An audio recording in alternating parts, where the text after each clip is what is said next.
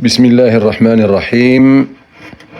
Chers élèves, aujourd'hui, on va faire la correction du contrôle. Le premier exercice, c'est un QCM dont la première partie propose 6 propositions auxquelles on va donner le résultat juste. Alors, pour la première, il nous demande que dans le cas d'un monohybridisme, le croisement entre un individu homozygote récessif et un individu hétérozygote donne. Et on a 4 propositions. La première, petit a, ce croisement va donner 25% d'individus de phénotype récessif et 75% de phénotype dominant. La deuxième, c'est 75% de phénotype récessif et 25% de phénotype dominant. La troisième, 25% de phénotype récessif, 50% de phénotype intermédiaire et 25% de phénotype dominant. La dernière, 50% de phénotype récessif et 50% de phénotype dominant. Alors, avant de répondre, on doit connaître qu'est-ce que ça veut dire un individu homozygote récessif et un individu hétérozygote.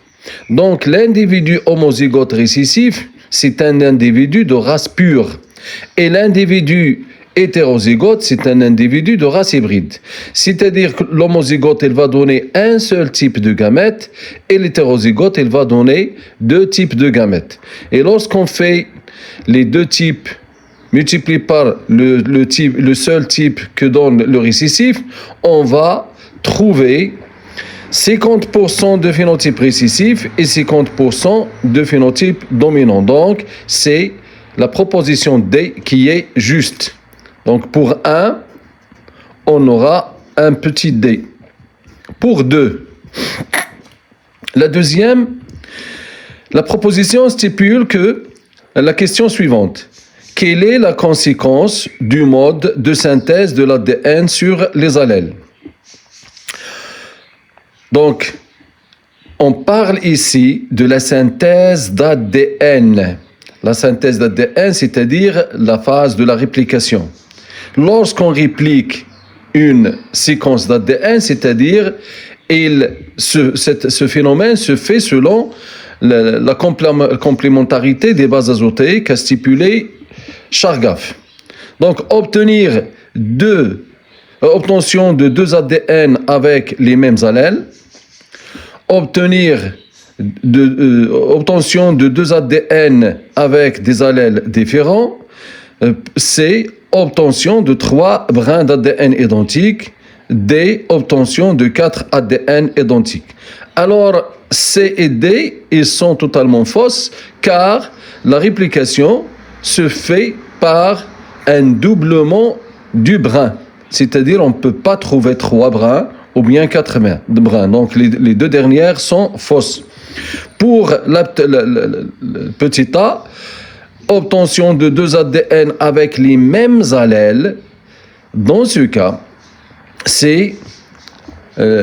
on va faire une réplication d'ADN, c'est-à-dire on la réplique, on conserve la moitié de chaque molécule, c'est-à-dire chaque brin, on forme ou bien on produit un autre brin qui lui ressemble totalement. Donc, on aura la réponse juste, c'est petit a. Donc, on va prendre petit a pour la deuxième proposition. La troisième proposition, il parle du brassage interchromosomique qui se fait lors de la méiose et qui résulte de la répartition indépendante et aléatoire. De quel chromosome? Petit a, des chromosomes homologues pendant l'anaphase 1. Donc, si on est conscient de la signification de l'anaphase 1, au cours de l'anaphase 1, les chromosomes homologues sont déjà séparés et chaque chromosome se dirige vers le pôle qui lui est proche. Petit b des chromosomes homologues pendant l'anaphase 2. Pendant l'anaphase 2, il n'existe pas de chromosome homologue dans la cellule. Donc B, il est fausse. Des chromatides pendant l'anaphase 1. Au cours de l'anaphase 1, on n'a pas de chromatides. Il y a séparation des chromosomes homologues. Donc C, il est fausse. Des chromatides pendant l'anaphase 2. Au cours de l'anaphase 2, les chromosomes qui sont séparés par le clivage, ils se ressemblent. Donc, on va prendre petit a. Petit a, c'est la proposition juste car on a les chromosomes homologues qui se séparent au cours de la dernière étape de la métaphase 1 et le début de l'anaphase 1. On passe maintenant à la proposition 4. Qu'est-ce que l'expression génétique?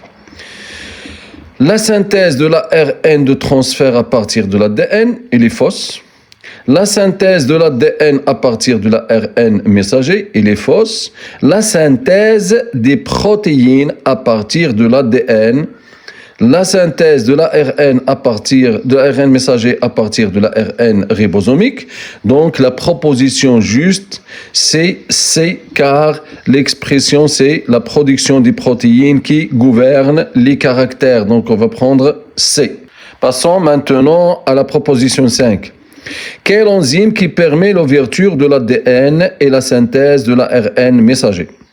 ما هو الأنزيم الذي يساعد على فتح العيون على مستوى الADN وإنتاج أو تركيب الARN الرسول أو المessager. Donc on est en train de parler de la synthèse de l'ARN messager. On voit que les deux dernières, ce sont des enzymes qui permettent la dégradation. ARNA, c'est une enzyme qui dégrade l'ARN. La DNA, c'est une enzyme qui dégrade l'ADN, donc ils sont fausses. L'ADN polymérase, c'est l'enzyme qui forme ou bien qui synthèse l'ADN. Et l'ARN polymérase, c'est celle qui synthèse l'ARN. Donc, l'enzyme qui permet l'ouverture de l'ADN et la synthèse de l'ARN messager, c'est l'ARN polymérase. On va prendre pour 5 la proposition A. Pour 6, où se déroule la transcription? Avant de répondre, on doit connaître qu'est-ce que ça veut dire la transcription. قبل الإجابة عن هذا السؤال لابد من معرفة معنى la transcription. هو النسخ الإحيائي للARN messager. La transcription, c'est la synthèse de l'ARN messager. Cette synthèse se fait au niveau du noyau, car l'ARN messager, il se forme suite à un gène, et les gènes se trouvent dans l'information génétique qui se trouve au niveau du noyau. Donc on va prendre C. La question qui suit, c'est de définir la traduction des protéines. عرف ظاهرة تركيب البروتينات أو ترجمة البروتينات. Donc la traduction des protéines, c'est un phénomène qui se passe au niveau du cytoplasme et précisément par intervention des ribosomes qui expriment l'ARN messager en chaîne peptidique formée d'acides aminés afin de produire des protéines. La deuxième expression, c'est le croisement test du monohybridisme. Un croisement test du monohybridisme, c'est un croisement qui se fait entre un individu de F2 qui porte un phénotype dominant. Donc on a le croisement test est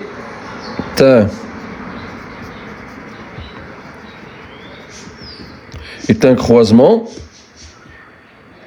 croisement orienté, c'est un croisement orienté réalisé entre un monorécessif, un monorécessif F0 et un individu de F2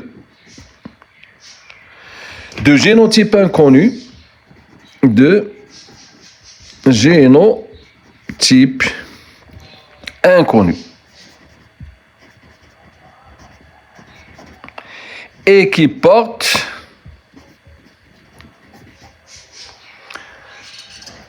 un phénotype dominant.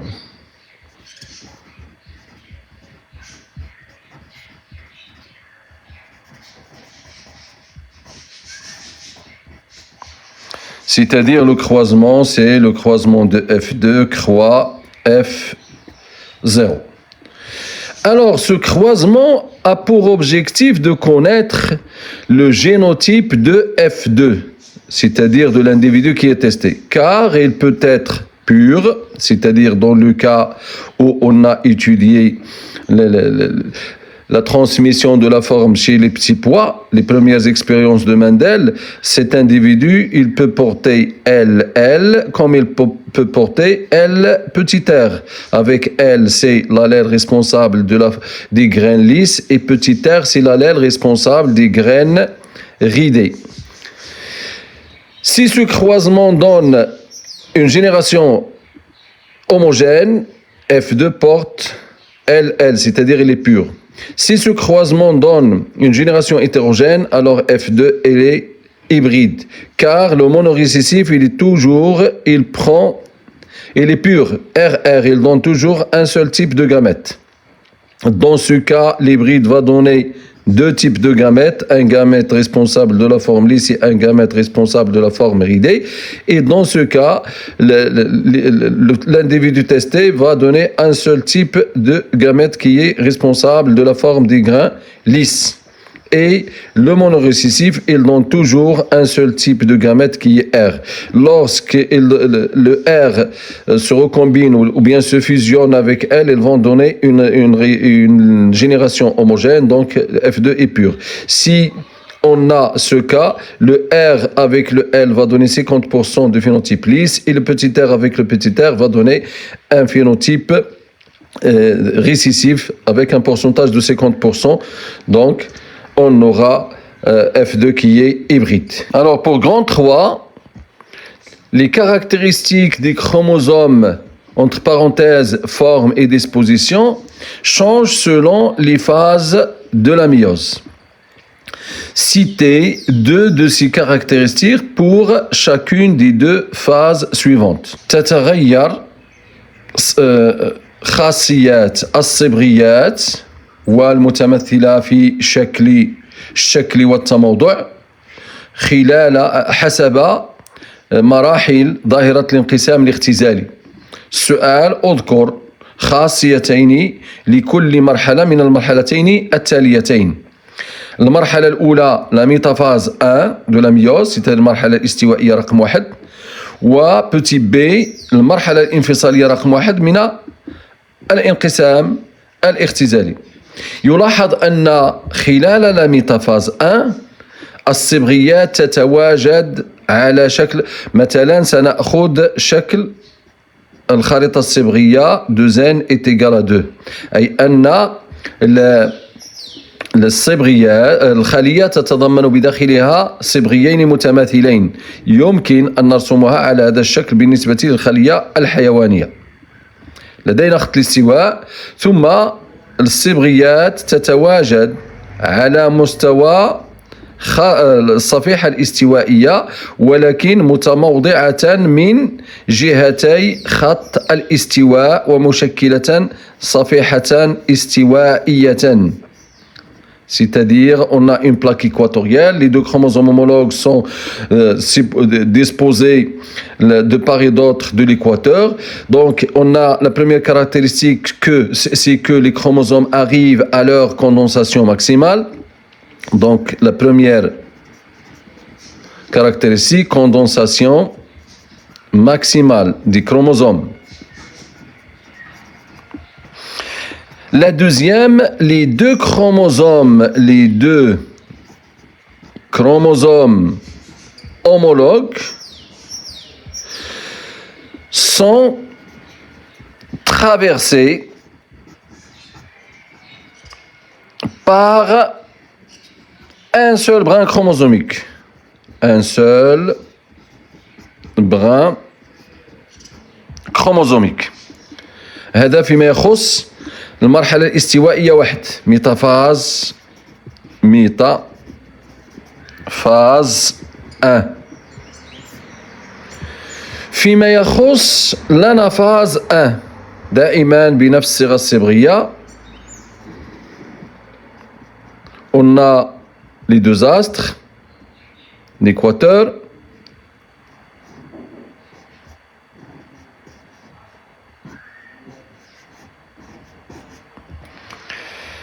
من بين الخاصيات هو افتراق الصبغيات المتماثلة. On a la séparation des chromosomes homologues. La deuxième, il n'y a pas de clivage. لا يوجد انشطار للجزيء المركزي. Il n'y a pas de clivage des chromosomes. Ainsi, la première partie de la restitution des connaissances prend fin. On va passer maintenant à la deuxième partie qui est le raisonnement scientifique et communication écrite et graphique.